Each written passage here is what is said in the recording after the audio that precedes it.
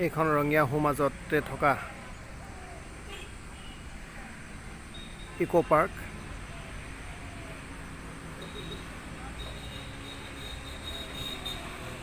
বিভিন্ন ৰঙীয়াবাসীৰ লগতে বিভিন্ন বেলেগ বেলেগ ঠাইৰ পৰা ইয়ালৈ মানুহে খোজকাঢ়িবলৈ আহে।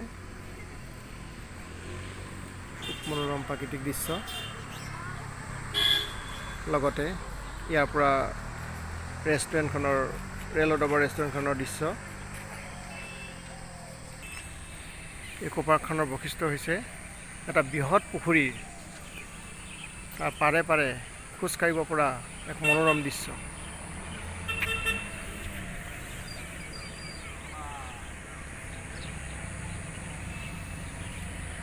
এক বৃহৎ পুখুৰী, আৰু পুখুৰীটোৰ চাৰিওফালে যি পাৰ, এই পাৰত মানুহে খোজকাঢ়ে।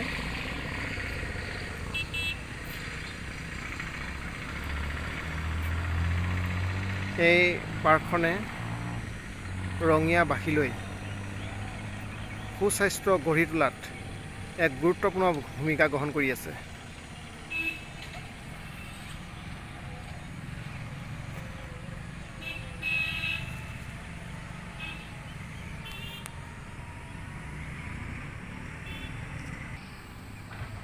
বহিবৰ কাৰণেও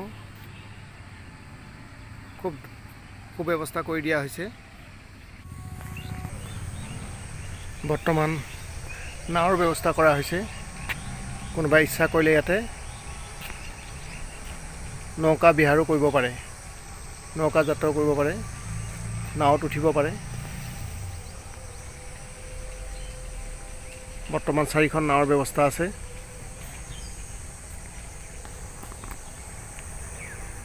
নাৱত উঠিলে কেইটকাকৈ লাগে আমি কৰ্তৃপক্ষক সুধি চাম একবাৰ।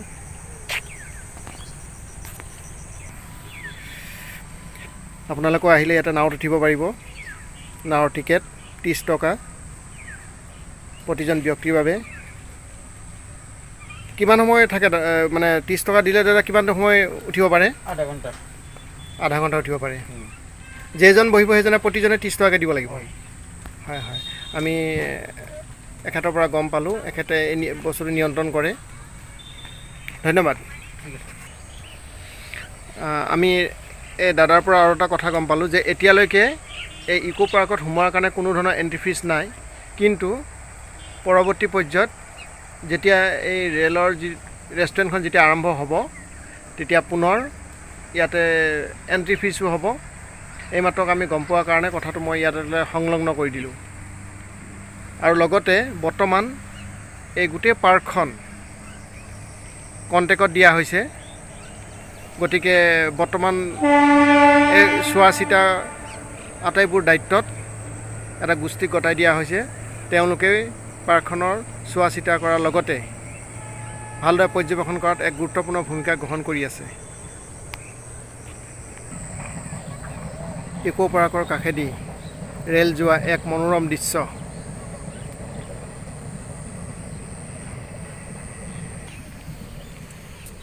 প্ৰথম অৱস্থাত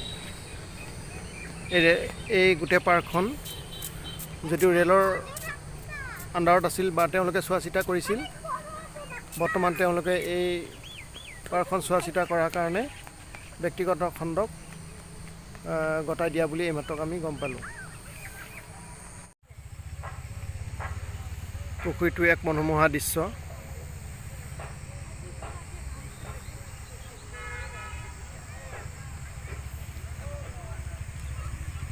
এক বিশাল পুখুৰী, ৰঙিয়াৰ দাঁতিকাষতে লাগি থকা এক বিশাল পুখুৰী।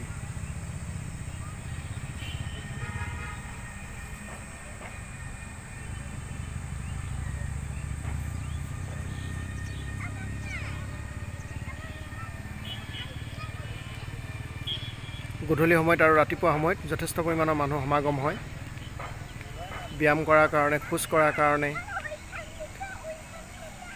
বিভিন্ন ধৰণৰ ফিজিকেল এক্সাৰচাইজ কৰাৰ কাৰণে।